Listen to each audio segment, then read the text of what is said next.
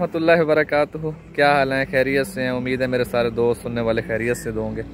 आज मेरे हाथ एक बेहतरीन नुस्खा लगा है। एक ऐसा नुस्खा कि सब बड़े से बड़ा दुश्मन आपका मुरीद बन जाए, आपका मुखालिफ आपका दोस्त बन जाए। और नुस्खा बहुत ही मुजर्रब है। ये नुस्खे को आप ऐसे ना समझें, और इस नुस्खे की गारंटी 100% मैं भी देता हूँ। और इसके जो बताने वाली ज़ात है वो अल्लाह की ज़ात है, तो उसमें ज़रा भी शक नहीं है। अल्लाह कुरान फरमाते हैं, इदफ़ा बिल्लती ही अहसन फ़इदल्लज़ी बैनका बैनहु व बैनहु अदावतुन कअन्नहु वलियुन हमीम फ़मा युलक्काहा इल्लल्लज़ीना सबरू फ़मा युलक्काहा इल्ला ज़ू हज़्ज़िन अज़ीम।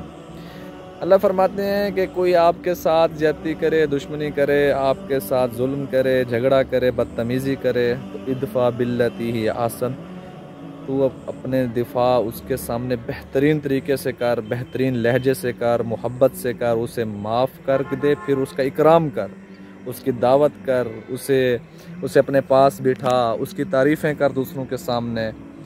अल्लाह फरमाते हैं कि वो तुम्हारा सबसे बड़ा दुश्मन है। फ़इदल्लज़ी बैनका व बैनहु अदावतुन, बड़ी दुश्मनी चल रही है, जान की दुश्मनी चल रही है, एक दूसरे को मारने के चक्कर में हो।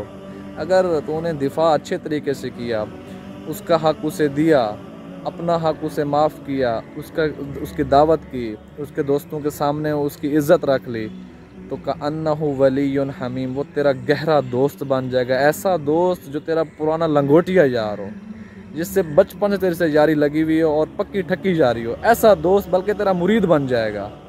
लेकिन अल्लाह फरमाते हैं कि ये अमल करना इतना आसान भी नहीं है। फमा युलक्काहा इल्लल्लज़ीना सबरू, तो ये जो इतने अच्छे तरीके से बात करना और दिफा करना और ahsan तरीके से अपने दुश्मन को गले लगाना, ये उनको मिलता जो सब्र करते हैं। क्योंकि वो एक बार आएगा आपको दुश्मन, आपके साथ बदतमीज़ी करेगा, दोबारा आएगा आपको गालियाँ देगा, फिर आप उसको माफ़ करोगे, बिठाओगे, पानी पिलाओगे, दावत दोगे, उसे खाना खिलाओगे, थोड़ा ठंडा हो जाएगा।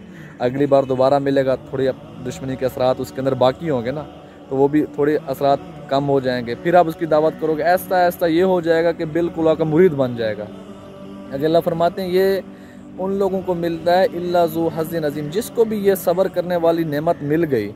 बदतमीज़ी पे सब्र करने वाला बन जाना, बदतमीज़ी पे परले को इज़्ज़त देना, परला तेरा हक खा जाए और तू उसे हक देना, ये उन लोगों को मिलता है जो बड़ी किस्मत वाले होते हैं। तो खुद को किस्मत वाला बनाना चाहिए, अपने दुश्मनों से भी मोहब्बत करनी चाहिए।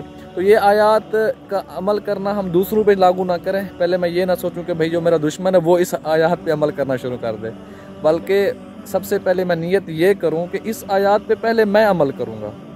पहले का हिसाब किताब कापी अल्लाह जाने उसका काम जाने, मैं पहले अपने कापी को साफ़ करूं, इस पे पहले मैं अमल करूंगा, इस पे पहले मैं अमल करके अपने दुश्मन को दोस्त बनाऊंगा।